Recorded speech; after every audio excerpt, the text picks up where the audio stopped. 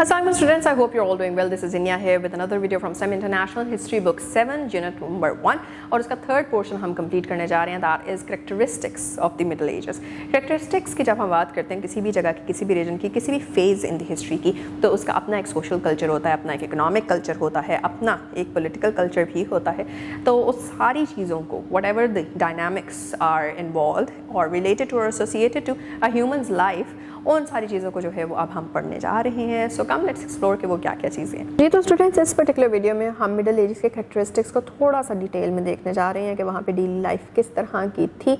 Daily life में हम देखते हैं कि मोस्टली रूरल एरियाज़ थे, लोग basically and majority wise farmers हुआ करते थे और वहाँ पे ये बेसिकली जो मेन फ्यूडलिस्टिक इन्वायरमेंट था उसकी पहचान है कि मोस्ट पीपल वर फार्मर्स और जो वहाँ पे हेड होते थे उनको लोकल लॉर्ड कहा जाता था और वो लॉर्ड जो था he used to be owning the farmers working under him. तो इसलिए जो फार्मर्स थे वो भी एक प्रॉपर्टी की तरह यूज़ हुआ करते थे.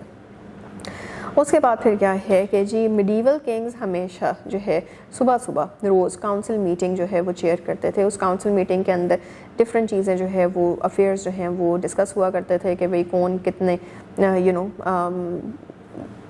ये क्रॉप्स वगैरह उगा रहा है, क्या यील्ड आ रही है, क्या क्या मामलात चल रहे हैं, किसी के कोई इश्यूज़ चल रहे हैं कि नहीं. लेकिन मोस्टली वो इश्यूज़ जो कि किसी की वजह से एम्पायर को या लॉर्डशिप को जो है वो इफ़ेक्ट कर रहे हैं, उनको कैसे ख़त्म करना है, ये सारी चीज़ें जो हैं वो यहाँ पे होती थी. So the kings and the queens और लॉर्ड्स जो थे वो बहुत ही ज़्यादा लोगों को, कॉमन लोगों को जो है वो बहुत ज़्यादा एक्सप्लॉइट करते थे और उनके लिए लाइफ बहुत ज़्यादा हार्श होती थी और उनको पेजेंट कहा जाता था, जबकि बाकी जो लॉर्डशिप थी उनको नोबल क्लास कहा जाता था. एग्रीकल्चरली अगर हम देखते हैं उस एरिया का सारा एटमॉस्फेयर, एग्रीकल्चर में 3 क्रॉप रोटेशन जो है वो प्रोसेस चला करता था, जिसके अंदर फार्मिंग जो है उसमें डिफरेंट आपकी क्रॉप्स जो है वो रोटेट की जाती थी.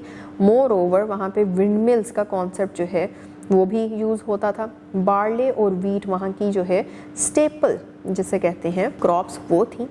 ओट्स, राय, ये सारी चीज़ें भी जो हैं वो यहाँ पे जो है उगाई जाती थी. एंड मोर ओवर साथ ही साथ एक पूरी वैरायटी थी वेजिटेबल्स की, फ्रूट्स एक्सेट्रा की. ऑक्सन और हॉर्सेस को इस्तेमाल करके जो ट्रेडिशनल तरीका होता था एग्रीकल्चरल प्रैक्टिस का, वो सारा कुछ इस्तेमाल होता था. बट अगैन इन सारी चीज़ों के बाद भी जो फार्मर्स हुआ करते थे they were living a very miserable life, क्योंकि इन सारी चीज़ों का जो प्रॉफिट होता था या फिर जो कुछ भी इससे मिलता था रिजल्टेंट पैसे वगैरह आफ्टर गिविंग दैट और selling the crop yields etcetera, तो वो सारा सिर्फ और सिर्फ नोबल क्लास को पहुंचता था. फिर आ जाते हैं जी हम ट्रेड की तरफ. ट्रेड जो है अगैन वो रूरल कम्युनिटीज़ ज़्यादा उसमें जो थी वो इन्वॉल्व थी. मार्केट इकोनॉमी के अंदर रूरल कम्युनिटीज़ को जो है वो बड़ा एक शेयर मिलता, उसकी वजह से जो है वो सेल्फ सफिशेंसी जो है यहाँ पे ग्रो करना शुरू हुई. सेल्फ सफिशेंसी की वजह से इंफ्रास्ट्रक्चरल एफिशिएंसी बढ़ गई, रोड्स बननी शुरू हुई, व्हीकल्स जो है वो इस्तेमाल होना शुरू हो गए.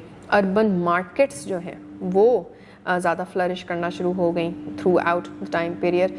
और साथ ही साथ सिटीज़ जो थे वो सम वेज दे वर कॉम्प्रोमाइज्ड, ठीक है. और साथ ही साथ जो है वहाँ पे क्यों कॉम्प्रोमाइज़ थे, क्योंकि वो ना ही वो अपना फूड ग्रो कर सकते हैं, ना ही वो अपनी कोई और रॉ मटेरियल बना सकते हैं. वो सारा फूड और रॉ मटेरियल आपकी रूरल कम्युनिटीज़ बनाती थी, इसलिए रूरल कम्युनिटीज़ उस इकॉनमी में ज़्यादा अच्छे तरीके से थ्राइव करती थी. और ये वो टाइम था कि जब ट्रेड जो है वो पूरी दुनिया में हो रही थी, मतलब यूरोप से अरब वर्ल्ड में भी हो रही थी, उधर से एशियन जो है वो एरियाज़ में भी होती थी, अफ्रीका में भी ट्रेड जो है वो हुआ करती थी. फिर हम देखते हैं एजुकेशन का पार्ट. एजुकेशन में क्या है, एजुकेशन मैटर करती ही नहीं थी. एजुकेशन की अपॉर्चुनिटी सिर्फ बहुत ही ज़्यादा जो अमीर लोग होते थे उनके पास होती थी, और स्पेशली उसमें भी सिर्फ और सिर्फ लड़कों को जो है वो राइट ऑफ गेटिंग एजुकेटेड था. और लड़कियां चाहे वो अमीरों की हों गरीबों की हों, उनके पास तो राइट ही नहीं था कि वो कुछ पढ़ लिख सकती.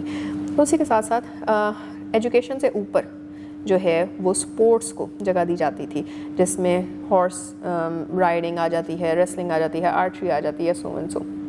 ये सारी चीज़ों पे ज़्यादा फोकस होता था और अदरवाइज एजुकेशन पे फोकस नहीं होता था. और अनलाइक टुडे सारे के सारे सब्जेक्ट्स जो उस टाइम पे हुआ करते थे उनका मेन फोकस या सेंटर पॉइंट ریلیجن ہوا کرتا تھا کہ سارے کی ساری چیزیں ریلیجن سے ہی انٹرپریٹ کی جائیں.